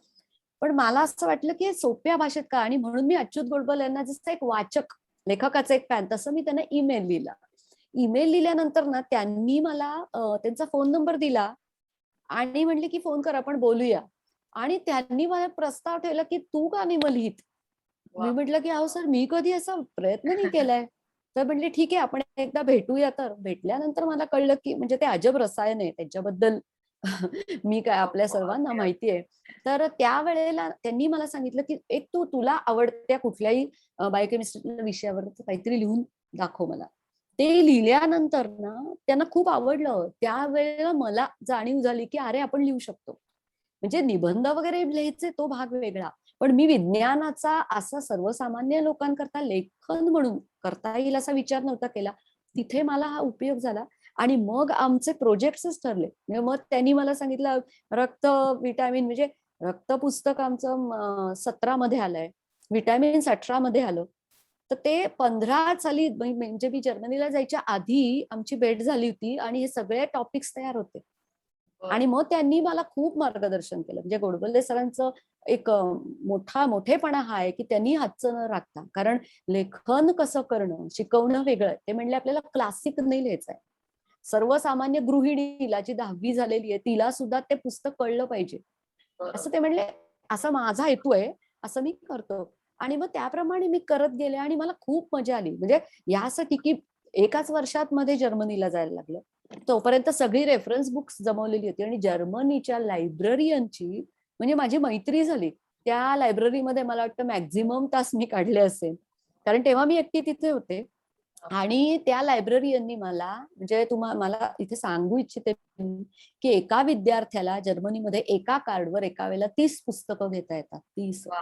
बर बर. आणि मला ऍज अ गेस्ट सायंटिस्ट म्हणून जी मेंबरशिप होती, 5 वर्षाची मेंबरशिप, फक्त 13 युरोमध्ये. आणि भांडार म्हणजे ज्ञानाचं भांडार. तर त्यांनी मला वेगवेगळ्या लायब्ररीतनं, बर्लिन, इकडनं तिकडनं मला हवी ती पुस्तकं मिळवून दिली.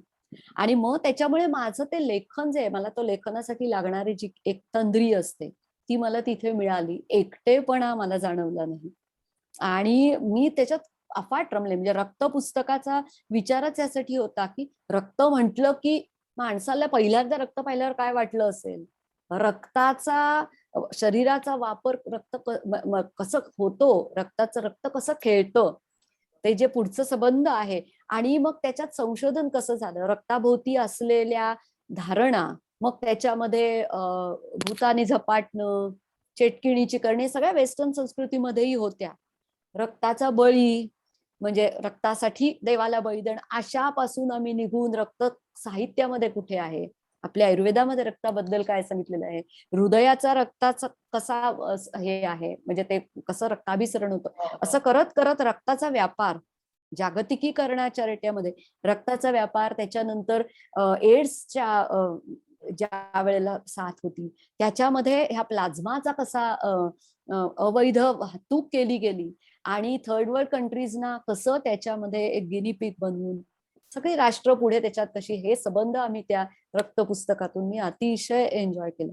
विटॅमिन्सच्या बाबतीत म्हणायचं तर मला असं जाणवलं की तोपर्यंत अशी एक धारणा होती की आहारामध्ये प्रथिन, कर्बोदक आणि मेद हे सफिशियंट असले पाहिजेत.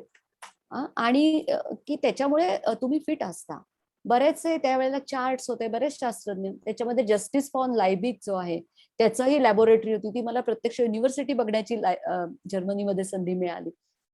पण अशी जी लोक जी त्यावेळेला ब्रिटिशांनी किंवा डच लोकांनी, आपल्याला माहिती आहे की समुद्र सफरी केल्या, त्या बऱ्याचशा होत्या की नवीन भूमी शोधून काढणं आणि अर्थातच तिथे सत्ता प्रस्थापित करणं. त्या दरम्यान जे आजार झाले, ते अभावजन्य आजार हे विटॅमिन्समुळे होते कळायला माणसाला बराच काळ जावा लागला. आणि मग अपघाताने त्याचा शोध कसा लागला आणि ह्याच्यातून 13 विटॅमिन्सच्या कहाण्या मांडलेल्या आहेत. त्या 13 विटॅमिन्स मध्ये म्हणजे विटॅमिन्स मध्ये तर मी इतकी भावनिक गुंतवणूक आहे त्याच्यामध्ये, ती अशी आहे की त्या मागची जी हात आहेत, चरित्र त्याची, म्हणजे आपण भारावून जातो. कित्येक लोकांनी आपलं आयुष्य त्याच्यासाठी समर्पित केलं. कित्येकांना नोबेल मिळालं, कित्येकांना नोबेलपासून वंचित राहावं लागलं. मानवी स्वभावाचे अनेक कंगोरे मला त्याच्यातनं दिसले. म्हणजे ते लिहिताना मला बाभा बोरकर यांच्या त्या ओळी आठवतात की देखणे ते हात ज्यांना निर्मितीचे डोहळे, मंगलाने गंधलेले सुंदराचे सोहळे, देखणी ती पाऊले जी ध्यास पंथे चालती, वाळवंटातून सुद्धा स्वस्ती पद्मे रेखिती, देखणी ती जीवनेची तृप्तीची तीर्थोदके, चांदणे ज्यातून फाके शुभ्र पाऱ्यासारखे. म्हणजे ते वाचल्यानंतर असं वाटलं की अरे त्या परिस्थितीतून, म्हणजे एक जी माणसाची भूक आहे ज्ञानाची, काहीतरी मिळवण्याची, आणि दुसरी आहे की लोकांना बरं करणं. बरेच डॉक्टरांचा त्याच्यामध्ये संशोधन खूप मोठा वाटा आहे. त्याच्यासाठी जी तळमळ आहे आणि त्याच्यातून ते म्हणजे अक्षरशः समुद्र मंथनासारखं येते की त्याच्यातून ती विटॅमिन्स मिळत गेली. त्याच्यात मी एन्जॉय केलं. आणि सूक्ष्म जंतूमध्ये तर मला असं वाटतं की सूक्ष्म जंतूंनी माणसाला आपली जागा दाखवून दिलेली आहे. म्हणजे या अफाट विश्वामध्ये हो, हो. जर का थोडा गर्व आपल्याला असेल, उत्क्रांतीच्या टप्प्यावर मी आहे, तर तो मीपणा अक्षरशः मुळासकट त्याला हादरा देऊ शकतो. कारण हे विश्व जंतूच आहे आणि त्यांच्या घरात आपण उपरे आहोत अजूनही. बरं, आपल्या जिनोम जो आहे, संबंध आपला जो जनुकीय, ज्याला आपण म्हणतो घटना आहे आपली, ती आतापर्यंत ह्युमन जिनोम प्रोजेक्ट जो बिग बिग सायन्स म्हणून मानला गेला, 2003 साली सुरू होऊन 15 साली तो संपणार होता, 12 मध्ये संपला. ते संबंध जगभरातले शास्त्रज्ञ आणि एकत्र येऊन त्याच्यामध्ये 2012 मध्ये सायलेंटली एक प्रोजेक्ट सुरू झाला होता. ते शास्त्रज्ञ ह्युमन मायक्रोबायोम शोधत होते. म्हणजे आपल्या शरीरामध्ये, आपल्या अन्न नलिकेमध्ये जे जंतू आहेत ते उपकारक आहेत, नव्हे ते आपले मित्र आहेत.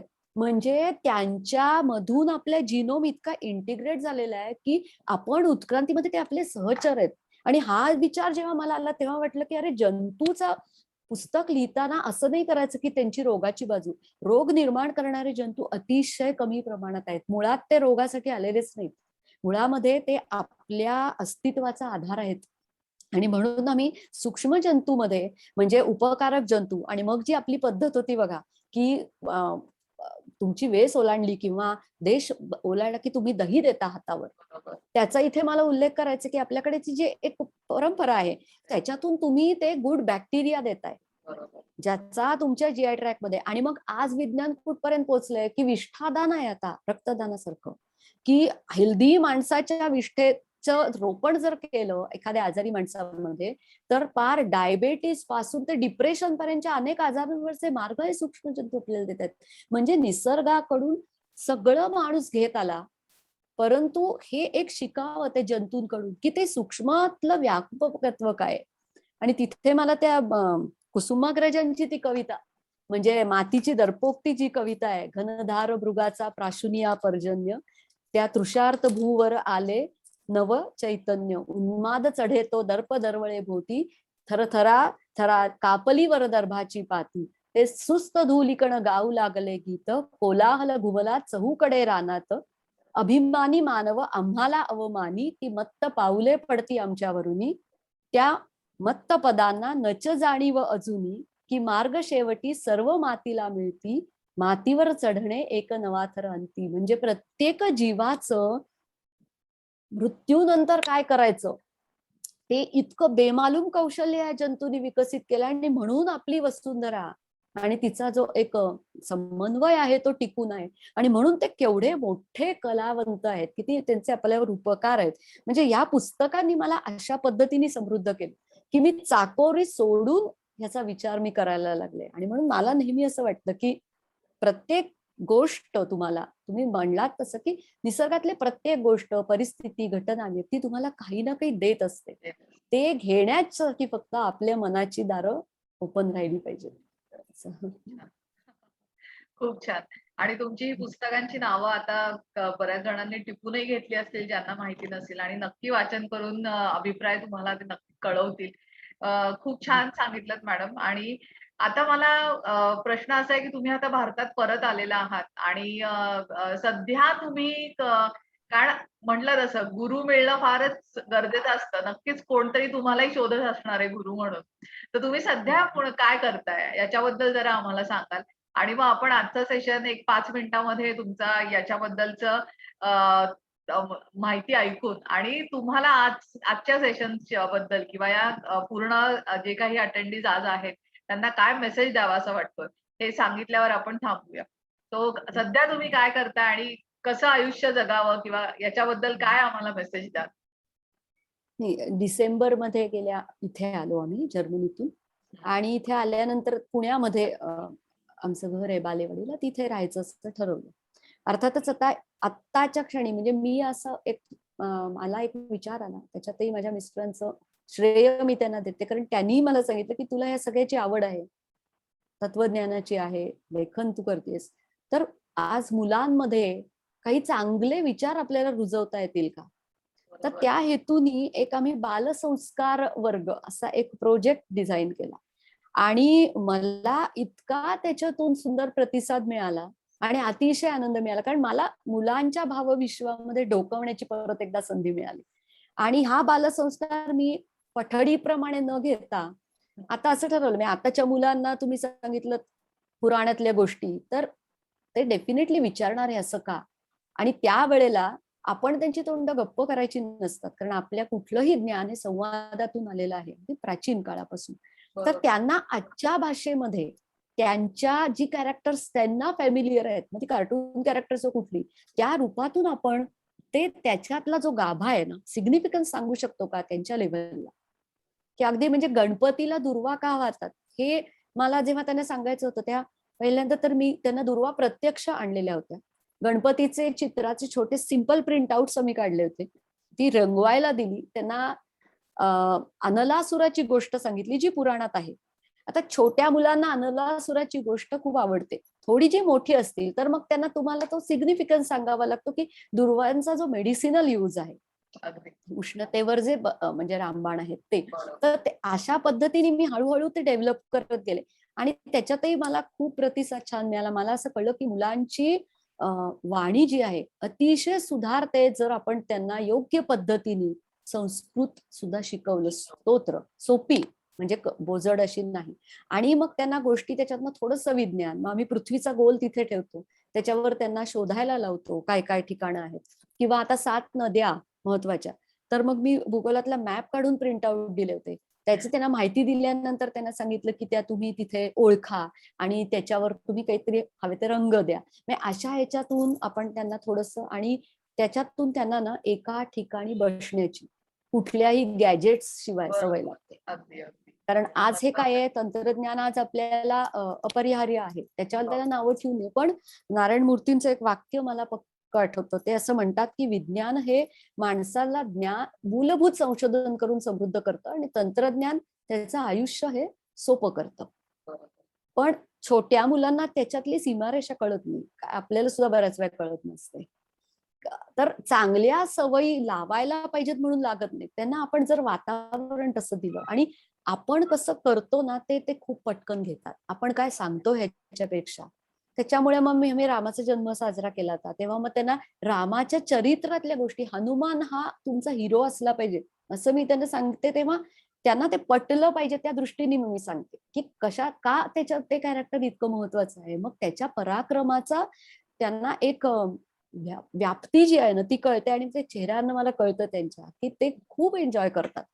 हे मला आवडलं. काही छोटी भजनं शिकवते, काही गाणी, आता भोंडला चालू आहे तर भोंडल्याची गाणी शिकवली. त्याबरोबर माझं रुईया कॉलेजमध्ये MSc ला लेक्चर्सही ऑनलाईन चालू आहेत. त्याच्यानंतर कोल्हापूर युनिव्हर्सिटीमध्येही चालू आहेत. असं काही ना काही. आणि शिवाय मला आवड म्हणून मी माझा अभ्यास आहे उपनिषदांच्या, वाङ्मयाचा आहे, तो चालू आहे. कुठेतरी मला एक असं वाटतं की कुठल्याही वयामध्ये जर आपल्याला हा प्रश्न पडला की काय करू, कंटाळा आला, तर that is not a good sign. कारण तुम्हाला काही ना काही गोष्ट अशी पाहिजे, काही ना काही छंद असेल, आवड जी हितकर आहे, कल्याणकर आहे. आणि जी तुम्हाला आयुष्याच्या शेवटापर्यंत जोपासता येईल. माझी आई हे मला सांगायची की असा छंद पाहिजे. तर मला असं वाटतं त्या दृष्टीने आपण जरा थोडं आपण उत्साह दाखवला ना, की निसर्गातल्या सगळ्या चांगल्या शक्ती तुम्हाला अनुकूल असं व्यक्ती, परिस्थिती आणून देतात तुमच्या पुढे. अगदी बरोबर. म्हणजे सगळ्यांना असं संदेश देण्यासारखी काही मी मोठी नाही, पण मी एवढं नक्की सांगू शकते, की प्रत्येकाने आपला सूर गवसणं महत्वाचं आहे आणि तो जितका लवकर तुम्हाला गवसेल ना, तितकं तुमचं आयुष्य सुंदर जातं. अगदी. असं आहे. खूप छान. खूप छान सांगितलं आणि अगदी बरोबर आहे, की अ, रोज आपण हेच म्हणतोय, की कुठेही थांबू नये. शिक्षणही हं. चालू ठेवत राहावं आणि तुम्ही म्हणालात तसं, की स्वतःसाठी छंदही जोपासावेत आणि आपल्याला प्रश्न पडू नये, की आता मी काय करावं? तर इतकं आपलं काम दिवसभर चालू राहिलं पाहिजे आणि तुम्ही आता हे नवीन जे काम करताय, की लहान मुलांपर्यंत तुम्ही आता पोहोचलाय आणि हीच गरज आहे. कारण तुम्ही सुरुवातीला म्हणालात तसंच, की ही सगळी राष्ट्राची संपत्ती असते. म्हणजे आपण हं. स्वतःसाठी घडू, आपल्या कुटुंबासाठी घडवू शकतो. पण यातनंच एक चांगलं राष्ट्र घडणार असतं. त्यामुळे ती राष्ट्रासाठी, आपल्या देशासाठी आपण असे उत्तम संस्कार आणि आपली विद्या आणि आपली बुद्धी त्या दिशेने जाणं फारच गरजेचं आहे. सो वैदेही मॅडम तुम्ही इथे आलात आणि खूप छान माहिती दिलीत, छान गप्पा झाल्या. नक्कीच सगळ्यांना काही ना काहीतरी मेसेज यातनं सगळ्यांनी घेतलेला आहे याची खात्री आहे मला. कारण असं नाहीये की फक्त काहीतरी अ, तुम्ही हे करा किंवा मी हे मार्गदर्शन करते एवढंच सांगण्याची गरज असते. तुमच्या अनुभवातनं लोकांना आज जे जॉइन झालेत त्यांना नक्कीच ही माहिती कळाली आहे, की कशा आपण कुठे-कुठे आपलं शास्त्र आहे, आपण कुठे त्याच्यामध्ये संशोधन करू शकतो आणि अगदी आपला म्हणजे आपली बुद्धी आपण आपल्या पूर्ण देशासाठी आणि जगासाठी वापरू शकतो. सो खूप छान वाटलं तुम्ही इथे आलात आणि तुम्ही ही सगळी माहिती दिलीत. त्याच्याबद्दल मी पुन्हा एकदा तुमचे आभार मानते. आणि आपल्याला मेसेजेसही येतायत, की सगळ्यांना खूप आवडलं आणि खूप इन्स्पायरिंग आहे. So thank you very much. तेजस्विना वधितमस्तु या 9 दिवसांच्या आपल्या नवरात्रीच्या कार्यक्रमाचा आज शेवटचा भाग आहे. अ, सगळ्यांनी सेशन जॉइन केले. मला खूप आनंद झाला आणि तुम्ही म्हणालात तसं, की आपण एखादं चांगलं काम करायचं ठरवलं, की सगळ्या शक्ती आणि सगळी लोकं आपल्याला जशी छान पाठिंबा हं. देतात. तसाच पाठिंबा मला या 9 दिवसात लाभला. आणि खूप छान पद्धतीने म्हणजे माझी नवरात्र यावेळेस वेगळ्या पद्धतीने साजरी झाली, सुंदर. की दरवेळेस आपण देवाची पूजा, अर्चा, आरती हे आपण करतोच आणि त्या जोडीला बुद्धी आणि सगळ्या लोकांशी भेटणं हे फार महत्वाचं आहे, जे मला प्रचंड आवडतं आणि खरंच माझी नवरात्र इतकी छान गेली आणि सगळ्यांचीच गेली असणार, जे जे रोज जॉइन होत होते. ज्यांना रोज वेगवेगळे अनुभव ऐकायला मिळाले, माहिती मिळाली. सो सगळ्यांना पुन्हा एकदा खूप खूप शुभेच्छा. उद्या दसरा आहे आणि दसऱ्याच्या निमित्ताने प्रत्येक जण काही ना काहीतरी संकल्प करतोच. तो आपणही असाच संकल्प करू, की आपण आपलं आयुष्य, आपल्या कुटुंबाचं आयुष्य आणि त्यामुळे आपल्या देशाचं, आपल्या राष्ट्राचं भविष्य हे आपण उज्ज्वल बनवू. सो सर्वांना खूप शुभेच्छा आणि थँक राजश्री पाठक मॅडम. धन्यवाद. सगळ्यांना उद्या जो आपला महत्त्वाचा सण आहे दसरा त्याच्याबद्दल मी सर्वांना शुभेच्छा देते आणि पुन्हा लवकरच भेटू. ऑनलाईन प्लॅटफॉर्म असल्यामुळे खरंच सगळ्यांना सोयीचं आहे, की आपण एकमेकांशी भेटू शकतो, एकमेकांशी गप्पा मारू शकतो. सो हा कार्यक्रम तुम्ही यशस्वी केलात.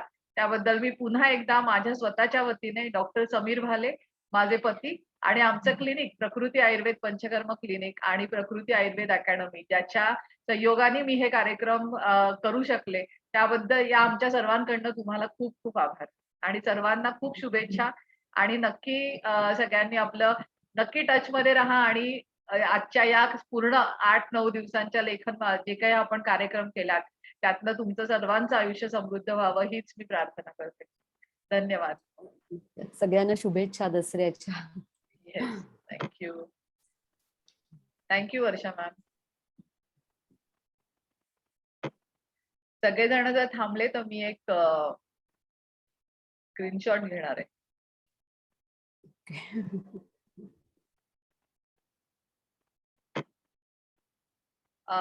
ज्यांना शक्य आहे ते प्लीज आपला व्हिडिओ ऑन करू शकते.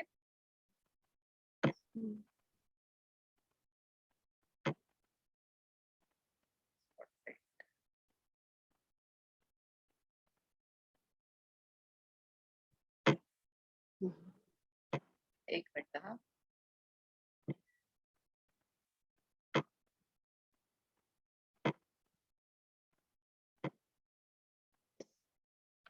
ज्यांना शक्य आहे त्यांनी प्लीज आपला व्हिडिओ ऑन करा. नमस्ते Varsha madam.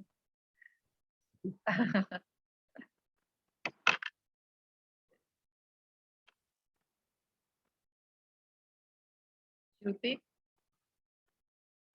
would you on your video? Okay, no problem. Yes, thank you so much. सगळ्यांना खूप खूप शुभेच्छा आणि धन्यवाद. पुन्हा भेटूया. येस.